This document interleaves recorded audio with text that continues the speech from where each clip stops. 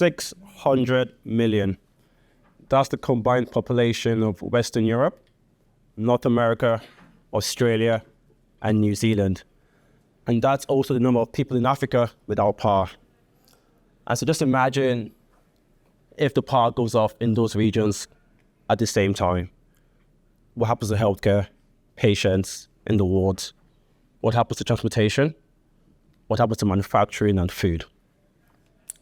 The incredible thing about this problem is the resources, technical, financial, to solve the problem exist in this room, exist around our networks, and so it's not the hardest thing to solve. What is missing is how do we get the commitment, how do we get the focus, and how do we have an ecosystem to bring it all together?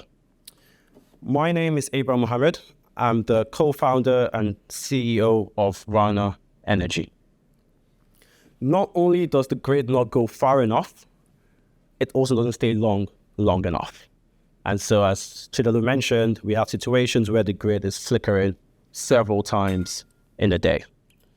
The economic cost of this in Africa alone is $48 billion, about 5% of the GDP. So how do we grow at 7% if you have 5% just because of no power? But Africans are very industrious. And so we have something we call backup fuel generators to bridge that gap. The issue is the generators are very toxic. Some say almost 60% as toxic as coal generators.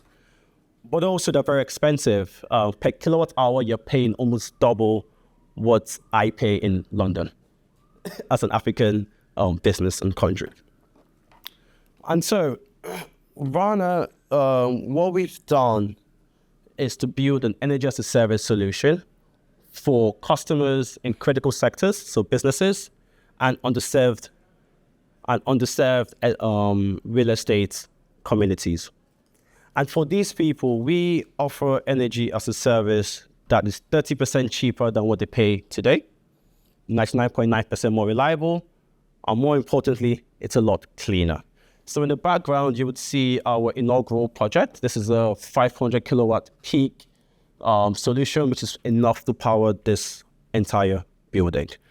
We've done 2 projects, a large scale, 500 kilowatts, 500 kilowatt hours, and a small scale, 5 kilowatts for a farm, just so we understand the size of the work. We have been able to build a pipeline of 20 megawatts, so we can do this 20 more times if it's 1 megawatt scale. But what we're optimizing for is projects that are of the scale of sort of 10 to 100 kilowatts. So a small business, 10 homes, if it's in the community.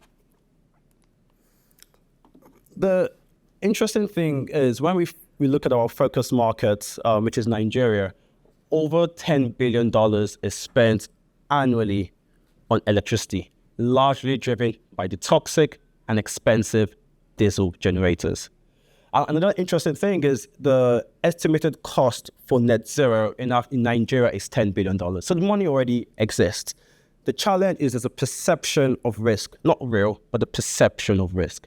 And so how do we come together to ensure that we can remove that perception of risk and transition the backup fuel generators to cleaner, more reliable, more sustainable energy providers?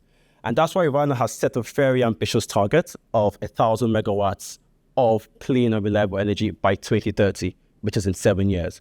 But also the UN has also set SDG 7, which is clean and modern energy for all by 2030. So we have a long way to go, and so Rana is going to do the bit to solve this.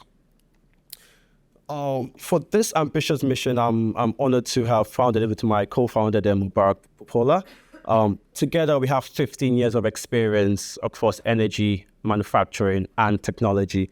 And Mubarak has actually deployed 500 megawatts of solar systems in the UK and Europe already. So we're very experienced in this space, and we sort of know what it will take to get it done.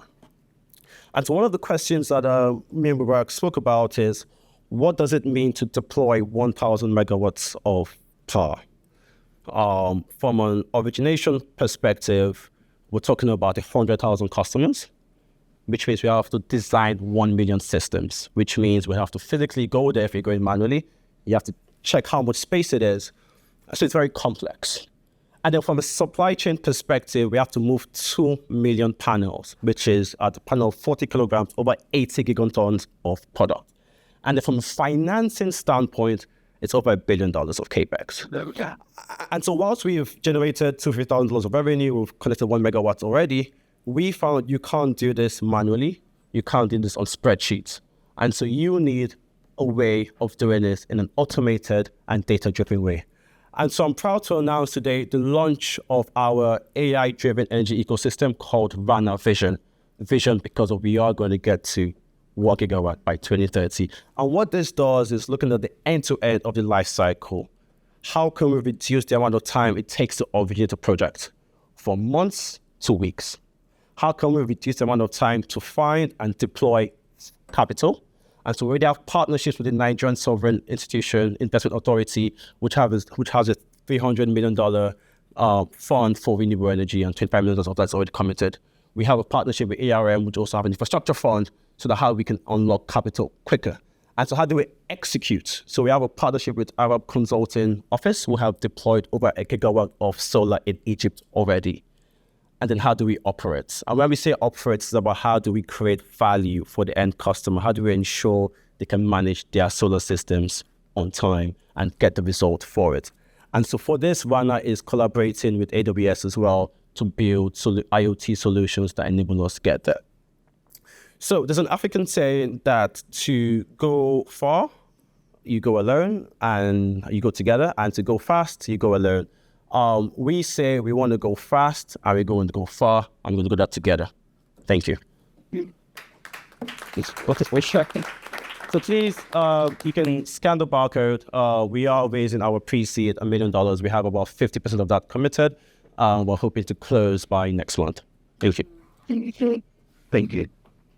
Okay, we should. It's your turn. My turn to start. Okay, interesting. So this Rana system is a recent pivot that you've conducted. So, when we did we've been around for 12 months, and what we proved to ourselves is we can sell and we can deliver energy. The question is, can we sell fast enough and can we deliver quick enough? And so we realized that to do that, you need an ecosystem with partners that are supporting you and with AI. So we just finished Techstars, and that was one of the things that came out of our Techstars program, was how do we build an ecosystem that allows us to do things quicker and faster. I guess I'm still have a question around the value proposition overall in this model. So can you tell us a bit more, like in this scenario, when you work with a lot of partners, who is doing then the actual installation, right, of the panels, the sourcing of the panels, the maintenance, the connections to the households, as you were showing in the project? Is that then deferred basically to your partners and you're just providing the platform to manage it all? Precisely. So we've done it. So we know what it takes to get it done. And so we know what the right systems are. We know what the right people are. So for example, from an execution standpoint, so we have the ACO, who have already deployed a gigawatt of solar systems already across North Africa. And so we're working with them to see how we can deploy systems in Nigeria. So when we have projects that have originated, they can actually deploy it. But then how do we originate those projects? We have Venco. So Venco has the largest platform of estates in Nigeria. They have over 300 estates with over 25,000 people. And so we have a partnership with Venco that gives us that origination level, and then we can obviously deploy ACO. And how do we finance those projects?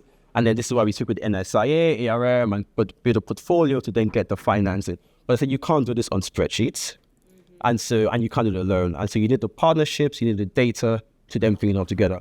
We're not solving for, am I going to sell this technology?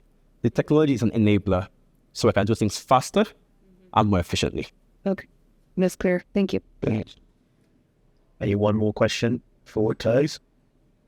Can I ask then? Are you on the financing part? There's still huge capex need. You're making it more efficient. NSIA, great to have them involved, but you quoted a dollar figure. Is this finance in dollars and getting paid in naira? Not that there's any problem with naira, but there is.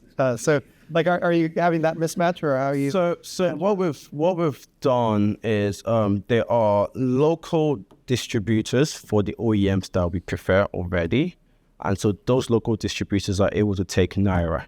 And so our exposure is in Naira. But when we do raise foreign funding, and especially this last few months with the volatility of the Naira, we're very, very careful to take on foreign funding at this point, especially if we can't swap it. But we think in the next 12 months, it'll stabilize a bit more, and then we should be able to do hedges and swaps if we do take dollar debt financing. Thank you. Okay. Thank you very much, Dren. Thank you.